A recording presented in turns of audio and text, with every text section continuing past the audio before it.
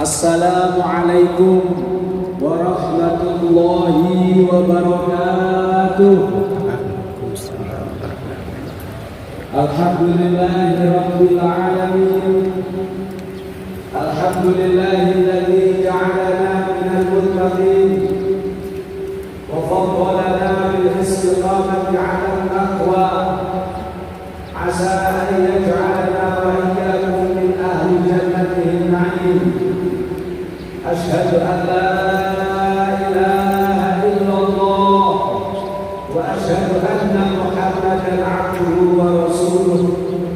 Allahumma shalli wa sallim wa karim wa 'azim wa majid 'ala sayyidina Muhammadin sallallahu alaihi wa ala alihi wa ashabihi wa man ittaba'a al-huda ila yaumiddin.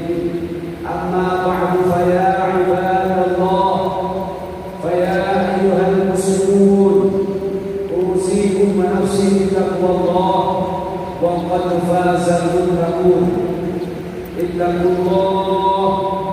Ittaqullaha haqqa taqwa, ittaqullaha la'allana wa la'allakum turhamun.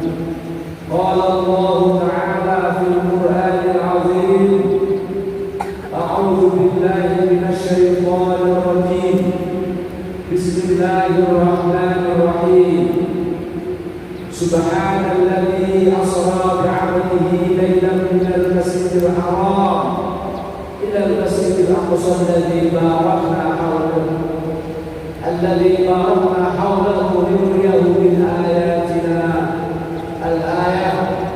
Sadaqallahul 'azim wa sadaqa rasuluhun nabiyyul karim wa nahnu 'ala dzalika minasy syahidin wasyakirin walhamdulillahi rabbil alamin. Ma'asyiral muslimin, ayyuhal hadirun rahimana wa rahimakumullah, yang sama-sama kita muliakan, kita hormati dan kita ta'zimi Imam Besar Masjid Istiqlal Profesor Dr. Kiai Nazarudin Umar, madda'ana Allah bi tuli hayati.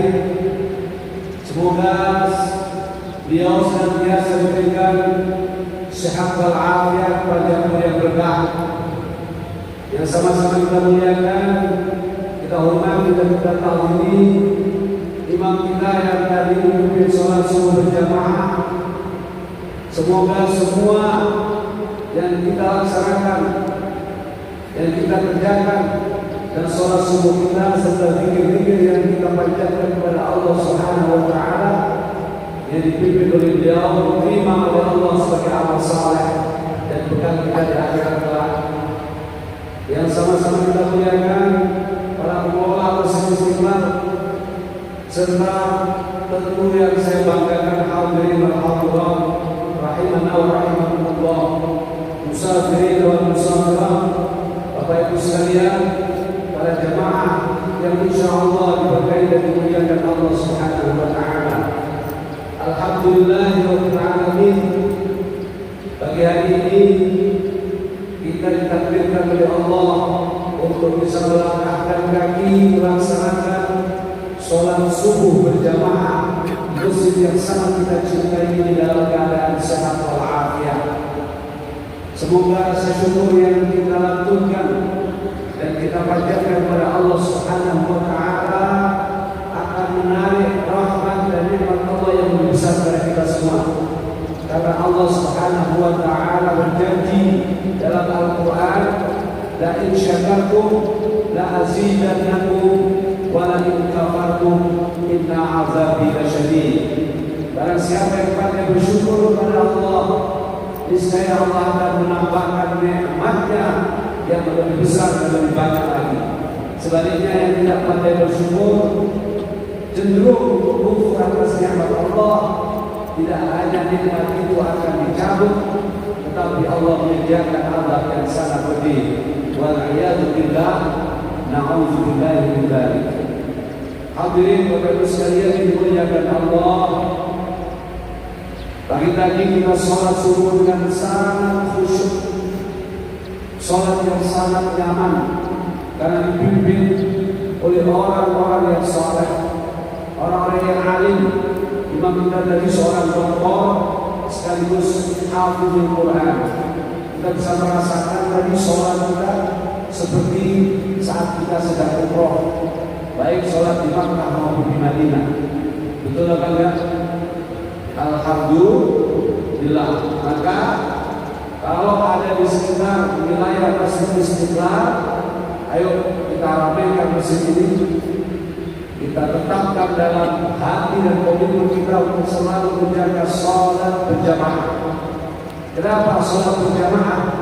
Karena Rasulullah SAW memberikan perintah secara langsung agar kita menjaga sholat jamaah kita, karena keutamaan dari sholat jamaah yang lebih baik daripada sholat sendirian. Sholat jamaah afdal min sholat al-fardhi bi 27 darajah. Lebih-lebih sholat jamaah yang dipimpin oleh seorang hafizul Quran, dan semua imam Masjid Istiqlal adalah orang-orang yang hafizul Quran, dan lebih-lebih dipimpin oleh orang yang hatinya sudah usul bersambung kepada Allah, sehingga bisa mengantarkan kita semua para jamaah untuk bisa merasakan kekhusyuan sholat. Karena imamnya ngerti apa yang dibaca, imamnya paham apa yang dibaca. Apa yang dibaca mulai dari takbiratul ihram hingga ayat-ayat Al-Quran yang dibaca sampai pada rukuk dan sujud serta salam, beliau memahami dengan baik, sehingga apa yang kita kerjakan insyaallah akan menjadi amal yang mutaqabbal, amal yang diterima oleh Allah Subhanahu wa taala. Hadirin Bapak Ibu sekalian yang dimuliakan Allah Subhanahu wa taala, tema kita hari ini adalah memahami dan memetik hikmah peristiwa Isra dan Mi'raj baginda Rasulullah sallallahu alaihi wasallam. Kenapa kita penting memperingati Isra dan Mi'raj? Karena peristiwa Isra dan Mi'raj adalah peristiwa yang sangat agung, peristiwa yang tidak bisa dilaksanakan oleh siapapun kecuali atas kehendak dari Allah Subhanahu wa taala. Makanya ayat yang saya bacakan tadi sebagai dasar dari peristiwa Isra dan Mi'raj adalah ayat yang diawali dengan kalimat tasbih. Subhanalladzi asra bi'abdihi lailan minal masjidil haram ila masjidil aqsa alladzi barakna hawlahu linuriyahu min ayatina. Ayat tadi diawali dengan memuji kepada Allah Subhanahu wa taala. Kenapa diawali dengan memuji kepada Allah? Karena saking lemahnya kita, saking kecilnya kita di hadapan Zat yang sangat maha agung, Zat yang sangat maha perkasa, yang memberikan peristiwa yang tidak mungkin menurut nalar, tapi di hadapan sang pencipta, di hadapan sang maha agung dan maha perkasa, hal itu kecil adanya. Peristiwa perjalanan suci dari Masjidil Haram menuju Masjidil Aqsa, kemudian Mi'raj dari Masjidil Aqsa ke Sidratul Muntaha, Rafaqil Akbar, ke arasy Allah Subhanahu wa taala. Untuk apa peristiwa itu diberikan oleh Allah kepada baginda Muhammad sallallahu alaihi wasallam? Secara historik ada 3 alasan yang menjadikan Allah Subhanahu wa taala mengisra dan mi'rajkan Rasulullah sallallahu alaihi wasallam. Pertama, Rasulullah sallallahu alaihi wasallam mendapatkan ujian dari Allah berupa wafatnya sang kekasih, istri tercinta Sayyidah Khadijah Kubra. Tentu sebagai teman dan sahabat seperjuangan yang selalu menguatkan dakwah baginda Rasulullah sallallahu alaihi wasallam, Rasulullah terpukul karena selain beliau sebagai nabi dan rasul, beliau tetaplah sebagai seorang al-bashar, laisa bashar, manusia tapi bukan manusia biasa. Manusia fisiknya seperti kita punya perasaan, punya rasa sedih, tetapi laisa kal-bashar al-'ammah, tidak seperti manusia pada umumnya, karena beliau diberikan derajat yang paling tinggi, yaitu seorang nabi dan rasul yang maksum.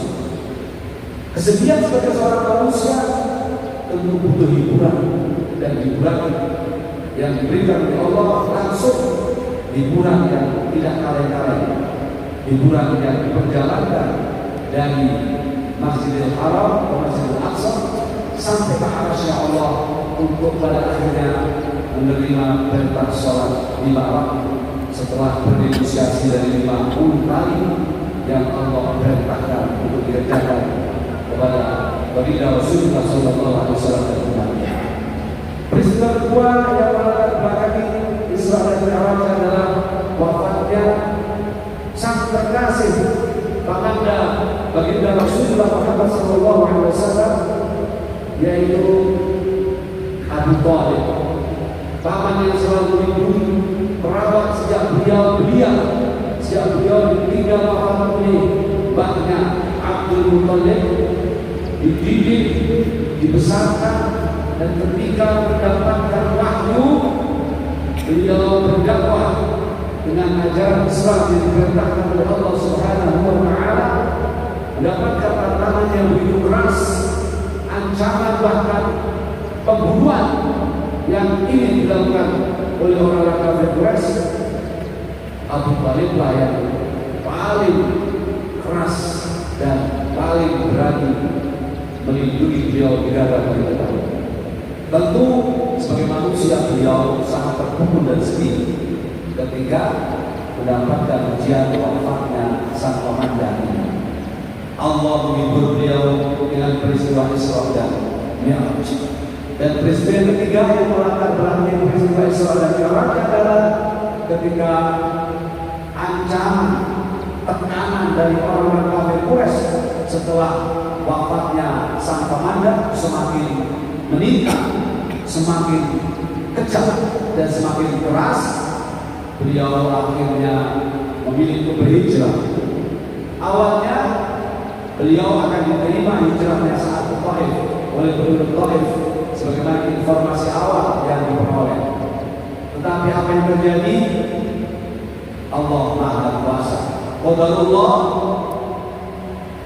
karena Allah menguji bagaimana sabarnya baginda Rasulullah SAW, bagaimana kuatnya dan teguhnya baginda Rasulullah SAW dalam menjalani kehidupan. Allah takdirkan rencana hijrah ke Taif yang awalnya sudah disiapkan penyambutan secara aman dan damai, tapi Allah uji dengan perilaku keras dan kejam dari penduduk Taif yang terprovokasi oleh orang kafir Quraisy. Ada orang Taif yang baik tidak berani menghadapi provokasi dari orang kafir Quraisy yang telah memberikan imbalan kepada para pemimpin kaum di Taif untuk menolak baginda Rasulullah SAW. Bahkan penolakan Rasulullah tidak hanya secara lisan, tetapi dilakukan dengan kekerasan.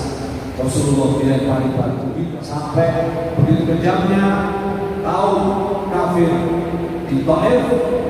Malaikat yang menjaga gunung meminta kepada Rasulullah untuk berdoa agar Allah mengabulkan doanya Rasulullah untuk menghancurkan orang-orang Taif yang sudah bekerja kepada Rasulullah SAW.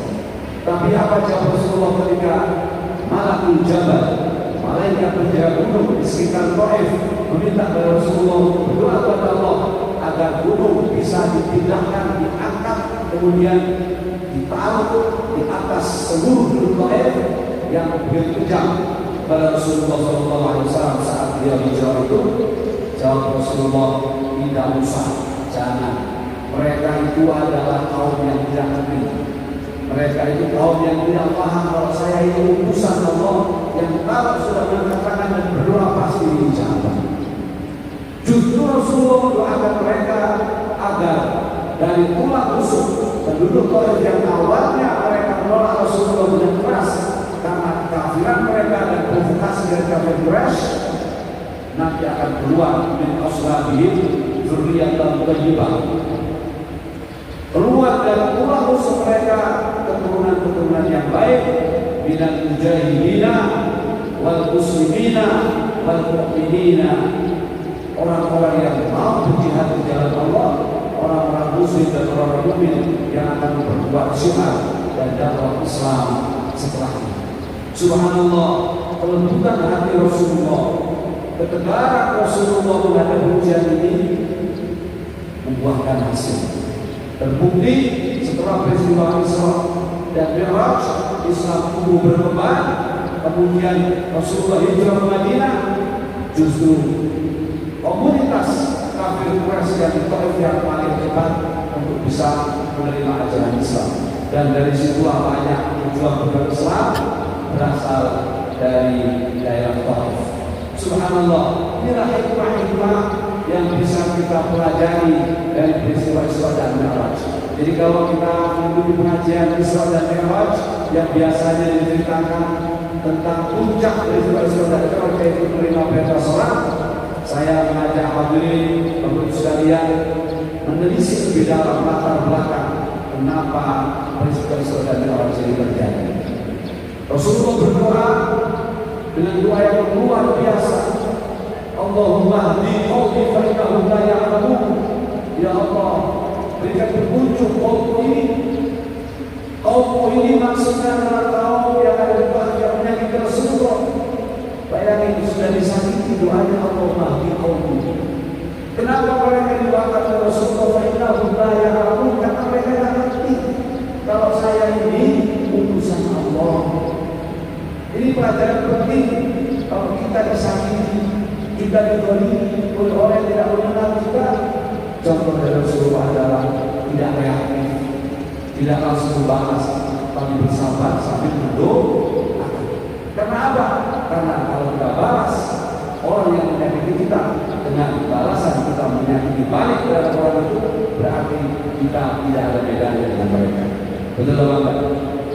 Islam begitu indah mengajarkan tentang kedamaian dan kesabaran. Oleh karena itu, hidup kita di akhir zaman ini yang penuh dengan tantangan harus terus dilatih dengan prinsip-prinsip kesabaran dan prinsip-prinsip penuh pemaafan. Karena sabar dan memberi maaf itu adalah ajaran Al-Quran.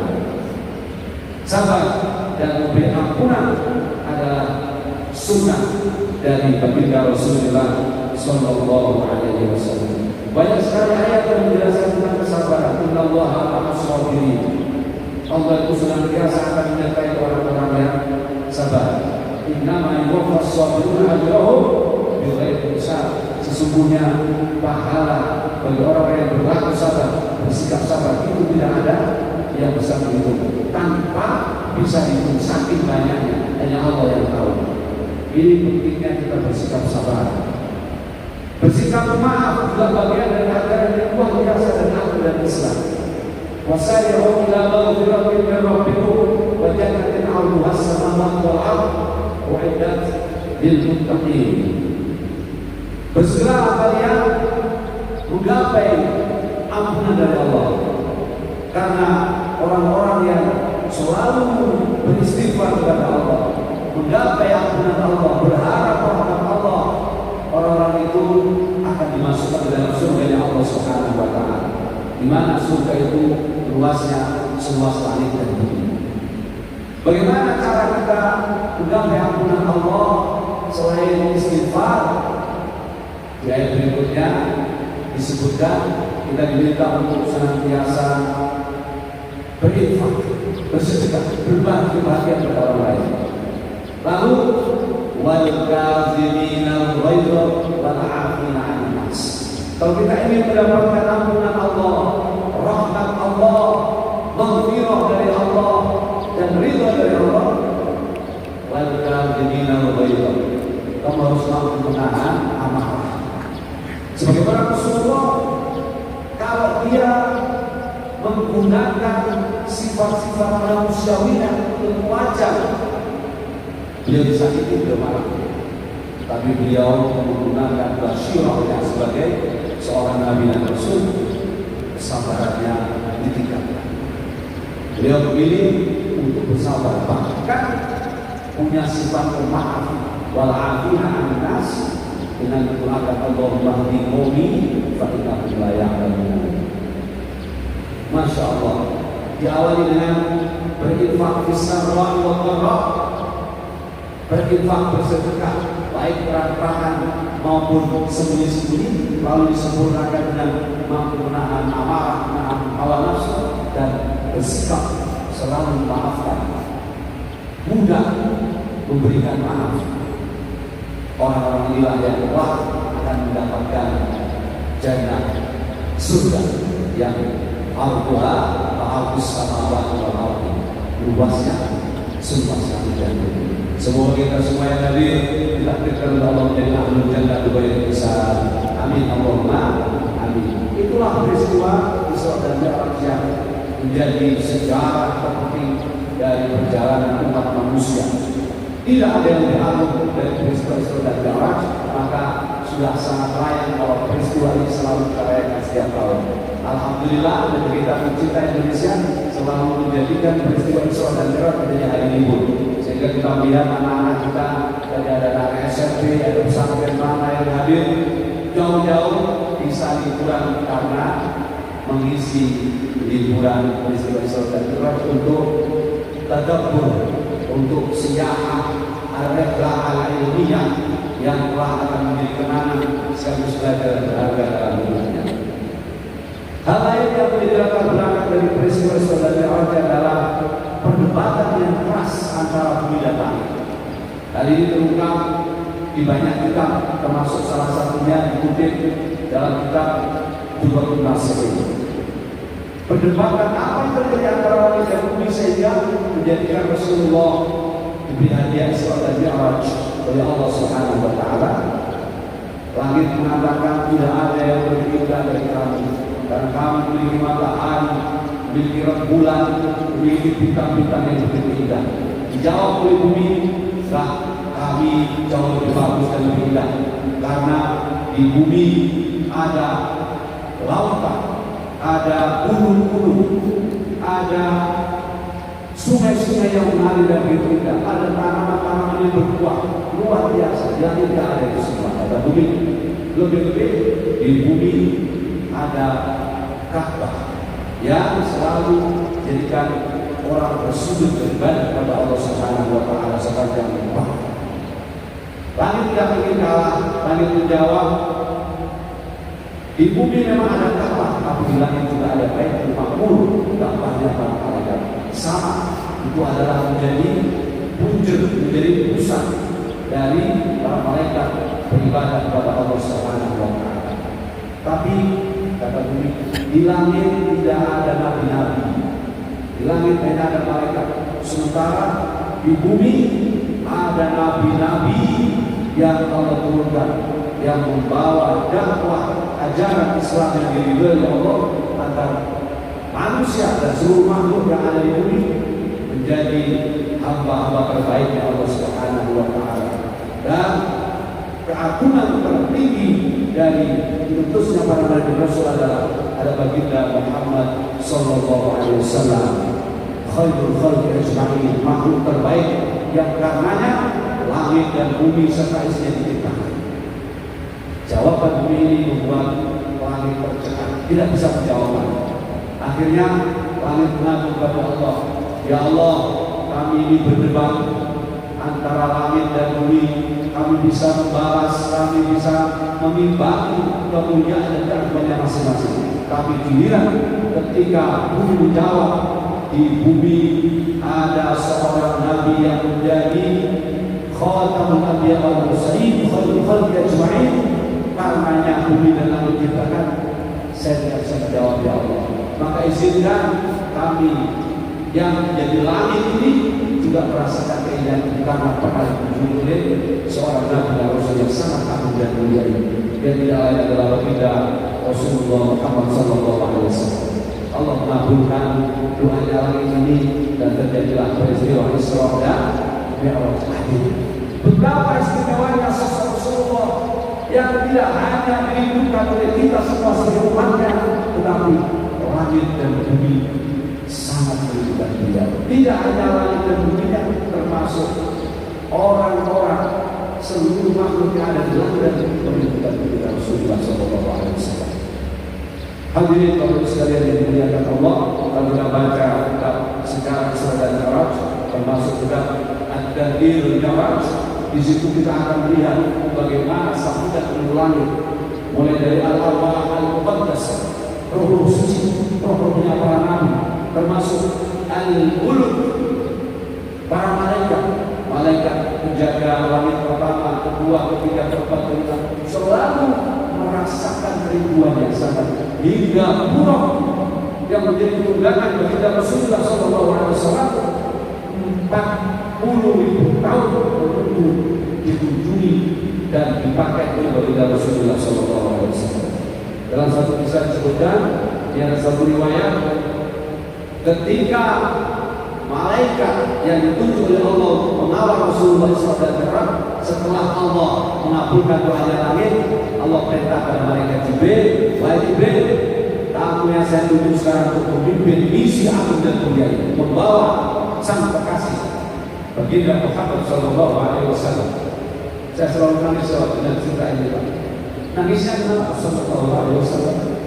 Makanya kalau kita tidak mencintai Rasulullah, betapa bodohnya kita semua. Seluruh penduduk langit, malaikat dan seluruh ciptaan rindu kepada Rasulullah, dan wujud cinta dan rindu kepada Rasulullah adalah bagaimana kita banyak menyebut nama Rasulullah dalam bacaan sholawat yang dicontohkan oleh Rasulullah SAW. Wujud kita mencintai dan merindukan Rasulullah SAW adalah bagaimana kita berusaha mencontoh dan meneladani beliau, karena itu adalah perintah dari Allah Subhanahu wa Ta'ala, perintah dari Tuhan kita semua. Bagaimana kita mencintai dan merindukan Rasulullah, kita berusaha sekuat tenaga untuk melaksanakan apa yang dilaksanakan oleh Rasulullah. Makanya kalau cerita ini saya pasti menangis. Tetapi saya ingin bisa optimal mencintai dan merindukan Rasulullah SAW, walaupun memang itu tidak mudah. Maka hadirin yang dimuliakan Allah, saya mengajak dengan kisah ini kita tempatkan rasa cinta dan mahabbah kepada Rasulullah SAW, karena Rasulullah bersabda dalam beberapa riwayatnya, al-mar'u ma'aman ahabba, seseorang itu akan bersama dengan orang-orang yang mencintainya. Kalau kita mencintai Rasulullah SAW, insya Allah kita akan bertemu Rasulullah. Tidak harus menyusulkan, Rasulullah akan hadir dalam diri kita, Rasulullah akan hadir dalam mimpi kita. Bahkan sebagian ulama para kasih Allah didatangi oleh Rasulullah hadir dalam yang Allah. Kenapa beliau diberikan kemuliaan? Karena cintanya yang tiada tara kepada baginda Rasulullah SAW. Rasulullah sangat mencintai anak yatim, Rasulullah sangat mencintai fakir miskin, Rasulullah sangat mencintai orang-orang yang lemah. Bagaimana dengan kita?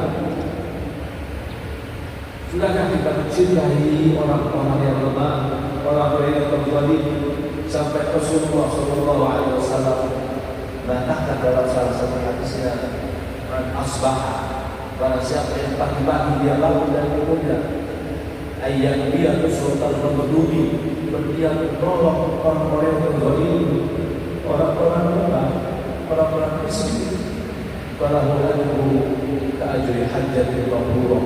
Maka bagi orang yang baru bangun saja kemudian dia menolong orang-orang yang lemah, orang-orang yang terpinggirkan, orang-orang yang tidak seberuntung diri kita, bisa sholat berjamaah, bisa zikir, bisa ta'lim dengan nyaman di masjid Istiqlal.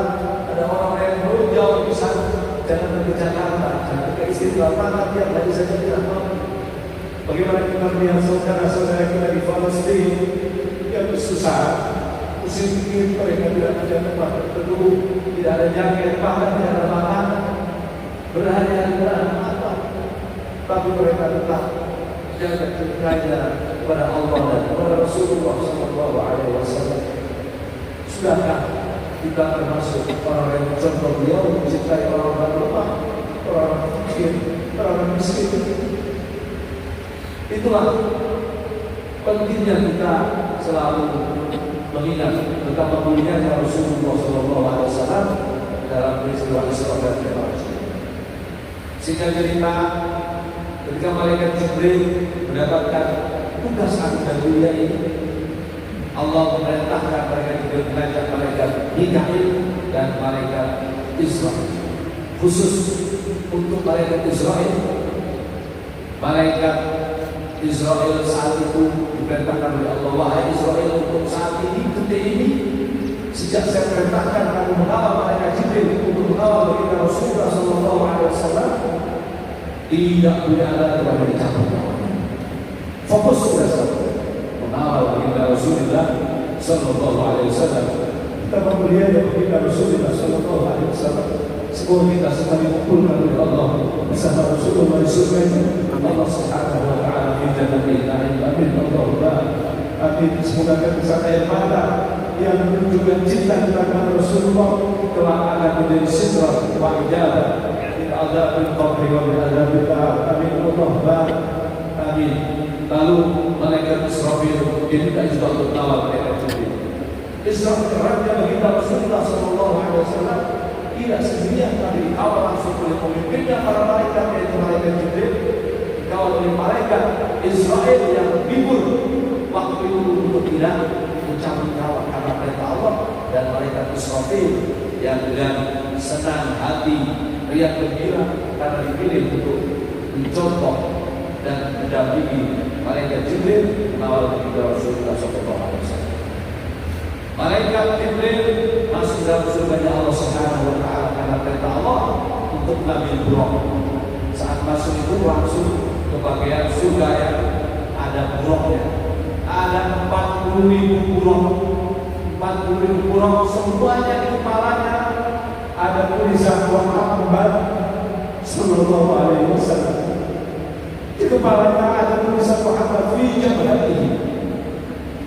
Mereka semua ingin dipilih untuk menjadi tunggangan Rasulullah karena mereka 40.000 tahun yang lalu ditemukan bahwa nanti 40.000 tahun lagi akan ada makhluk terbaik yang akan menaikkannya, sehingga Allah ciptakan 40.000 burung. Subhanallah, 40.000 burung sudah bertulis di mana serta tidak ada batuknya Muhammad sallallahu alaihi wasallam. Apa yang terjadi mereka ketika datang malaikat Jibril, pintu dibuka ke mereka setelah mendatangkan jiwa. Mereka berharap dipilih. Mereka berharap dipilih untuk jadi tunggangan baginda Rasulullah sallallahu alaihi wasallam. Sebegitu rindunya mereka binatang yang kuno untuk bisa bersama Rasulullah. Bagaimana dengan kita yang setiap saat didoakan oleh Rasulullah, bahkan menjelang wafatnya Rasulullah sallallahu alaihi wasallam, yang diingat dengan istri ya Rasulullah, bukan anaknya Rasulullah, bukan keturunannya Rasulullah, yang diingat adalah kita semua.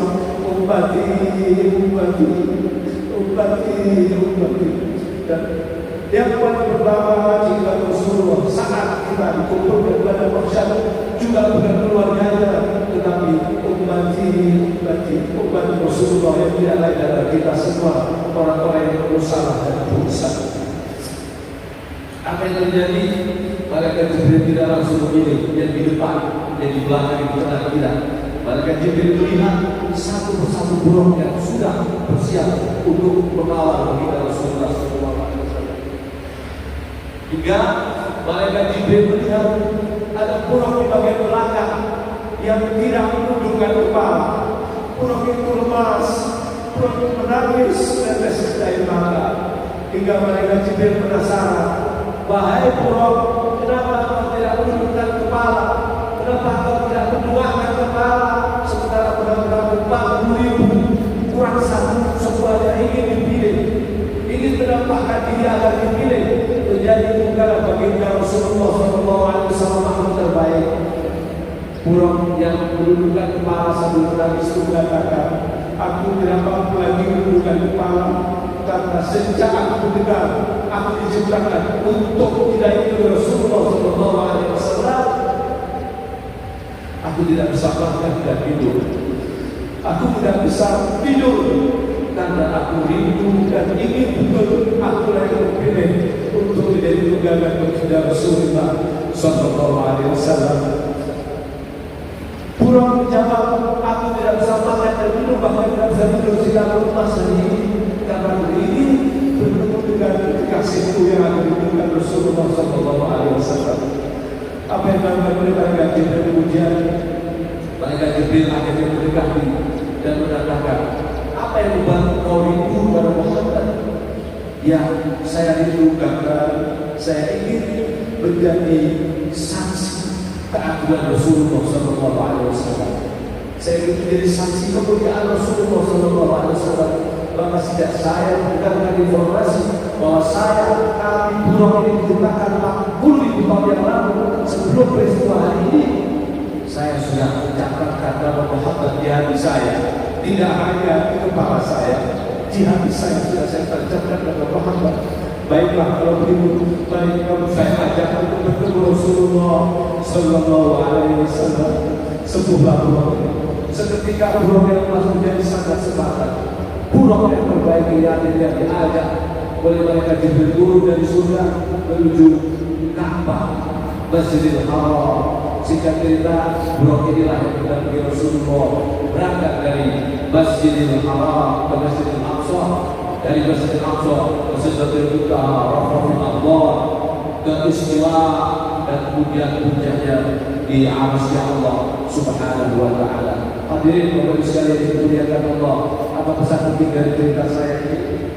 Pesan pentingnya adalah betapa seluruh makhluk mencintai Rasulullah hingga ada yang rela tidak makan, tidak minum, dan tidak tidur untuk bisa bertemu Rasulullah SAW. Sementara kita dijanjikan oleh Rasulullah SAW, "Man shalla 'alayya shalatan wahidah, sallallahu alaihi asra." Siapa yang membaca sholawat sekali, Allah akan membaca sholawat 10 kali untuk orang. Bagaimana cara Allah membaca sholawat? Ayyuhtiya alaihimur rahmat. Allah akan menurunkan, memberikan rahmat kepada orang yang membaca sholawat kepada Rasulullah sekali dan 10 kali lebih banyak. Subhanallah. Dan riwayat yang lain, "Shalla alayya sholatan wahidah, shalla alaihi asra." Ay shalla alaihi malaikatu asra. Sampai yang membaca sholawat sekali, malaikat akan berdoa 10 kali lipat. Doanya malaikat kepada kita semuanya dua. Pertama, mengaminkan doa kita, amin, Allahumma amin, amin, Allahumma amin. Setiap doa kita, malaikat yang mengaminkan. Dan doa yang diaminkan malaikat pasti akan dijawab oleh Allah. Yang kedua, tugas malaikat mendoakan kita adalah mendoakan ampunan. Yastaghfiruna malaikat ala ibadillah. Malaikat memintakan ampun kepada kita semua atas salah dan dosa kita. Orang yang baca sholawat kami 10 kali, para malaikat mendoakan agar Allah mengampuni dosa kita dan malaikat mengampuni setiap doa kita. Istimewa sekali. Dan Rasulullah SAW juga meriwayatkan satu sholawat yang dibaca langsung akan ditangkap oleh malaikat yang bertugas untuk dibawa sholawat untuk dipersembahkan kepada Rasulullah SAW. Dan saat itu pula Rasulullah mendoakan kepada orang yang baca sholawat itu 10 kali, 100 kali lipat, 1000 kali lipat tergantung keikhlasan. Maka Bapak Ibu sekalian, kita tidak mungkin menjadi buah-buah yang ditunggangi oleh Rasulullah, dan kita sangat mungkin untuk dicintai Rasulullah dengan kita memperbaiki membaca sholawat. Membaca sholawat adalah wujud paling sederhana kita untuk mencintai Rasulullah SAW.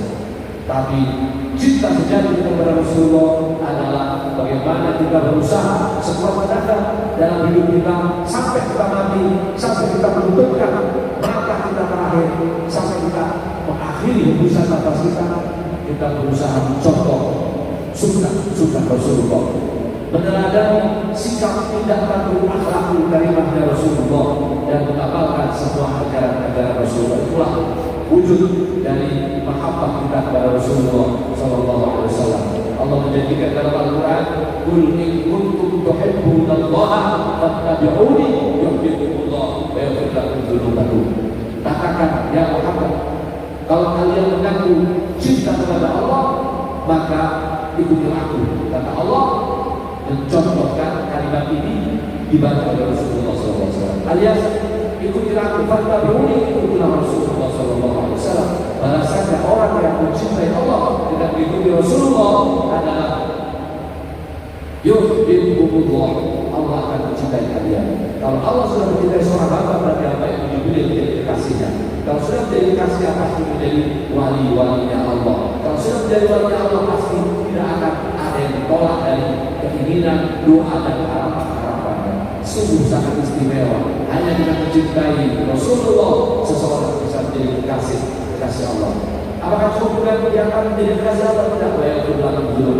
Allah akan mengampuni dosa kita semua karena kita mencintai Rasulullah, mengikuti Rasulullah yang menjadi bukti cinta kita kepada Allah Subhanahu wa Ta'ala. Hadirin Bapak sekalian yang dimuliakan Allah, intinya peristiwa Isra Mi'raj adalah peristiwa yang penuh hikmah. Banyak sekali cerita-cerita berikutnya, yaitu peristiwa yang ditunjukkan oleh Allah saat Rasulullah melakukan perjalanan. Bagaimana nasib hambanya, nasib hamba Allah, nasib umatnya Rasulullah nanti bagi orang-orang yang patuh, yang ikut, yang taat kepada Allah dan begitu bersama Rasulullah, dan hamba-hamba Allah serta umat Rasulullah yang ingkar, yang maksiat, yang kufur, yang tidak mau menjalankan perintah Allah dan menjaga larangannya. Tentu tidak akan saya bahas di sini karena waktunya sangat terbatas. Insya Allah semoga Allah akan kita bertemu lagi di kesempatan yang lain sehingga kita bisa lanjutkan cerita ini, cerita bagaimana balasan bagi orang yang suka makan riba, orang yang meninggalkan sholat, orang yang suka membuji mengadu domba, yang hari ini menjadi pemandangan yang bisa kita temukan setiap saat dan waktu. Lebih-lebih melalui sosial media, bagaimana fitnah hoax itu bisa begitu mudah tersebar. Hati-hati. Peristiwa Isra Mi'raj dengan gambaran-gambaran siksa yang sangat pedih, begitu luar biasa, menakutkan kita semua. Jangan sampai terjadi karena kita tidak ada yang hidup di akhir zaman ini. Hidup di akhir zaman yang penuh dengan fitnah, termasuk balasan bagi orang-orang yang taat kepada Allah, yaitu orang yang beriman dan bertakwa, itu kelak akan dimasukkan dalam surga Allah Subhanahu wa Ta'ala. Karena ketika Rasulullah ditunjukkan surga, Rasulullah sangat senang dan bahagia karena umatnya akan banyak masuk ke tempat itu. Sebagaimana Rasulullah begitu sedih sekali jika melihat neraka dan umat-umat yang disiksa oleh Allah Subhanahu wa Ta'ala. Puncak dari peristiwa Isra dan Mi'raj adalah saat Allah Subhanahu wa Ta'ala memberi kabar terbaik kepada kita semua, hambanya, agar kita selalu usul berhubungan dengan Allah Subhanahu wa Ta'ala melalui sholat kita. Sebagaimana tadi yang saya bacakan, kita sholat berjamaah di sini kita ini dipimpin oleh seorang imam yang luar biasa. Tidak adalah anugerah dan nikmat yang sangat agung. Kalau kita mau menimbang betapa agungnya nikmat kita sholat berjamaah tadi, kita lanjutkan zikir dan kita lanjutkan ta'lim dari niscaya dunia sia-sia tidak ada apa-apanya. Kenapa? Raka'atai fajri, riwayat raka'atal fajri khairun minad dunya wa ma fiha. Dua rakaat salat sunnah fajar itu lebih baik daripada dunia seisi. Kalau kita sudah jamaah apalagi istiqlal, pasti salat sunnah qobliyah 2 rakaat. Betul? 2 rakaat qobliyah saja lebih baik daripada dunia seisinya, apalagi disempurnakan salat subuh berjamaah. Tadi saya bacakan hadis salatul jamaah afdalu min salatil fardhi bi 27 darajah. Saya baca secara hadis ini, afdal min salatil fardhi bi 27 darajah itu bukan berarti sholat jamaah lebih baik daripada 27 kali sholat sendirian, tapi pemahamannya adalah sholat jamaah sekali lebih baik daripada sholat sendirian 27 derajat. Dalam penjelasan hadis itu, dikul darajat, setiap darajat itu kami dikul dibawakin seperti satu level, satu tangga. Di mana dikul dibawakin masyarakat satu bi'at biasa, satu bi'at bi'at. Dimana kalau kita ibaratkan naik tangga antara tangga satu ke tangga kedua itu harus ditempuh perjalanan 500 tahun. 500 tahun kali 27 berapa banyak? 500 kali 10 saja 5.000 kali 20 10.000, betul? Kali 27 13.500. Orang yang sholat sendirian dibanding orang yang sholat berjamaah, jaraknya kalau kita masuk surga itu orang yang berjamaah perjalanan 13.500 lebih dulu tahun daripada orang yang sendirian. Maka betapa mungkinnya orang kalau yang sholat berjamaah mau sholat jamaah. Sholatul jamaah atau yang sholatul jamaah di afdal min sholatil fardhi bisa pakai waktu 9 tahun. Lebih baik daripada sholat sendirian. Sholat jamaah itu 27 derajat, di mana dari 27 derajat setiap derajatnya derajat 1, derajat 2 harus tempuh berjalan 500 tahun. Sungguh sangat istimewa. Lebih imamnya luar biasa, lebih masjidnya masjid yang luar biasa, yang masjid Istiqlal, masjid terbaik, masjid terbesar tidak di Indonesia tapi di Asia Tenggara, bahkan di dunia setelah Masjidil Haram, Masjidil An-Nabawi, dan masjid yang sekarang nomor 3 itu Masjid Al-Jazair, dulu masjid di Casablanca, Maroko, di Salih-Salih, bagus-bagusan di Mesir. Kemudian berikutnya baru Masjid Istiqlal. Alhamdulillah. Makanya ayah teman-teman, saudara-saudara, adik, kakak, sahabat, ayo kalau mau datang kita ramaikan di sini. Masjid yang begitu indah dan punya sejarah. Dan insya Allah masjid yang pernah dilalui kasih Allah Subhanahu wa Ta'ala. Hadirin Bapak sekalian yang dimuliakan Allah, puncak dari Isra berada dalam sholat.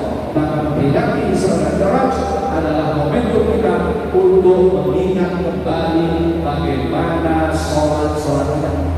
Sudah benar sholat kita sehari 5 kali kita kerjakan? Kalau jawabnya sudah, alhamdulillah, ayo kita jaga.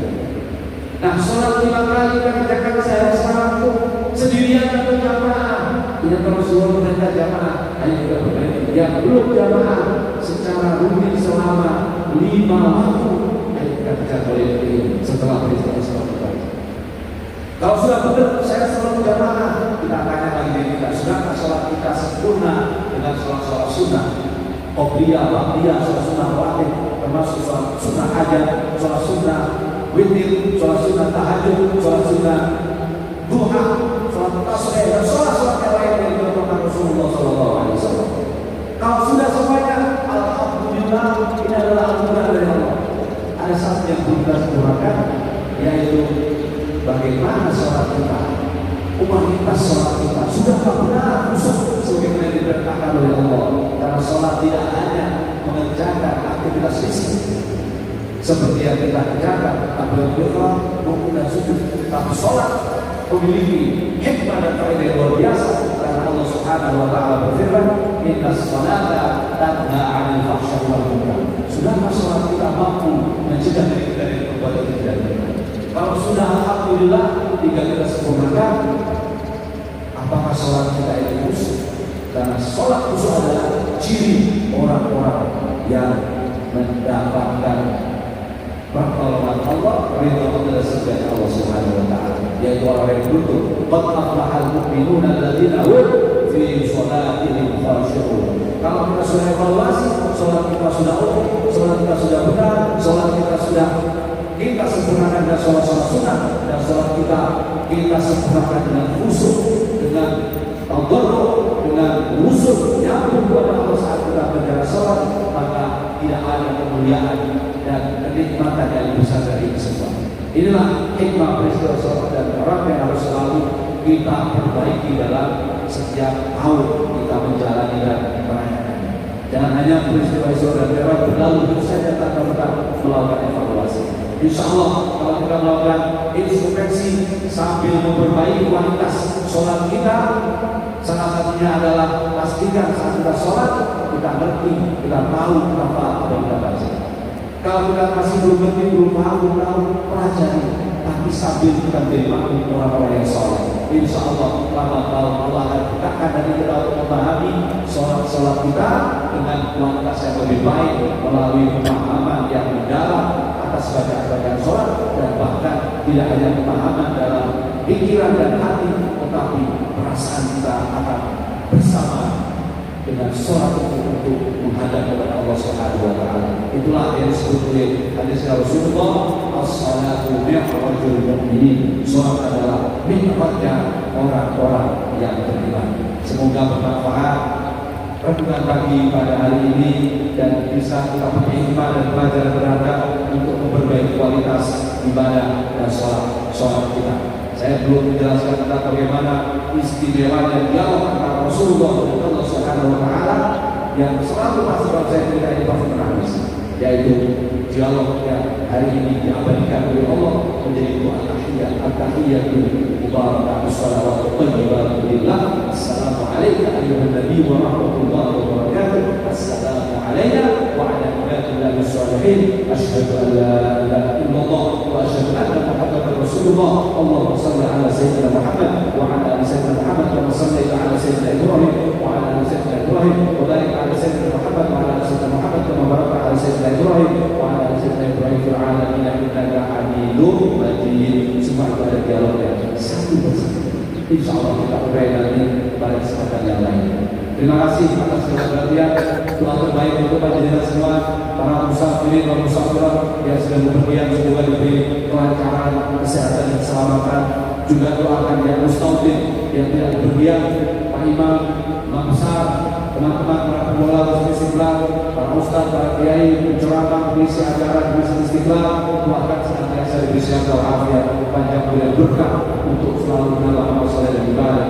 Doakan keluarga kita semua, kita doakan anak istri kita, teman sahabat kita, semoga terus dapat perlindungan Allah, penjagaan terbaik dari Allah, dan diberikan kemudahan dan kelancaran urusan dunia, urusan akhirat, memudahkan rezekinya, diberikan sehat walafiat, panjang umur dan berkah, dan jauhkan dari bala, dari musibah, dari fitnah di akhir zaman ini. Ya Allah, jauhkanlah kami, keluarga kami, anak turun kami dari bala, dari fitnah, dari ujian di akhir zaman ini. Selamatkan kami semua dari kejahatan siapapun yang berjahat. Ya Allah, Rabbana innaka ala kulli syai'in qadir. Terakhir kita doakan orang yang telah mendahului kita, khusus orang tua kita. Mungkin ada suami, ada istri kita, ada teman, ada sahabat kita, orang-orang yang telah berjasa dalam hidup kita, guru-guru kita doakan. Semoga Allah ampuni salah-salahnya, Allah jadikan kubur dan jadikan kamar surga, Allah jadikan surga jadi tempat kembalinya. Allahumma ighfir lana wa lahum, Allahumma ighfir lahu warhamhu wa'afihim wa'fu wa wasi' lahu wa akrim nuzulahu wa ja'alna jannata maswahum. Allah ja'al kuburahum rawdatan min riyadil jannah wa la taj'al kuburahum kufratan min kafarin nar. Allahumma salli ala Muhammad syafa'atan wa faratan wa sa'adatan wa rahmatan alaina wa alaihim wa ala sa'ir ahli al-qubur. Allahumma la tahrimna ajrahum wa la taftina ba'dahum wa ighfir lana wa lahum bi rahmatika ya arhamar rahimin. Allahumma salli ala muslimin sallimna min afati dunya wa din sallimna wa sallim ahlina wa auladina wa dhurriyyatina wa nabiyina Muhammadin alihi ajma'in bi rahmatika ya arhamar rahimin. Sallimna wa sallim amalana wa ma'amilana wa buyutana wa baladina wa jami'an haqqan alaina wa jami'an hadra fi al-majlis bi ismika bi rahmatika ya arhamar rahimin wa ya arhamar rahimin. Rabbana hab lana min azwajina wa dhurriyyatina qurrata a'yun waj'alna lil-muttaqina imama. Rabbana la tuzigh qulubana ba'da idh hadaytana wa hab lana min ladunka rahmah innaka antal wahhab. Rabbana ظلمنا أنفسنا وإن لم تغفر لنا وترحمنا لنكونن من الخاسرين. ربنا آتنا في الدنيا حسنة وفي الآخرة حسنة وقنا عذاب النار وأدخلنا الجنة مع الأبرار يا عزيز يا غفور يا رب العالمين. اللهم بارك لنا في رجب وشعبان وبلغنا رمضان في صحة وعافية وسلامة ونجاة في حفظك وفي رزقك وفي أولادك إنك على كل شيء قدير. وصلى الله على سيدنا محمد وعلى آله وصحبه وبارك وسلم والحمد لله رب العالمين. اللهم تقبل دعاءنا ببركة وبسم وأسرار الفاتحة. أعوذ بالله من الشيطان الرجيم. بسم الله الرحمن الرحيم. الحمد لله رب العالمين الرحمن الرحيم مالك يوم الدين إياك نعبد وإياك نستعين اهدنا الصراط المستقيم صراط الذين أنعمت عليهم غير المغضوب عليهم ولا الضالين. رب اغفر لي ولوالدي وللمؤمنين آمين يا رب العالمين. Kita sempurnakan sholat subuh, pahalanya seperti pahala haji dan umroh. Kamilan, gak ada yang dibanding. Insya Allah. Amin. Terima kasih. kasih atas segala perhatian. Mohon maaf atas kekurangan. Wallahul muwaffiq. Wassalamualaikum warahmatullahi wabarakatuh. Sallallahu ala Muhammad sallallahu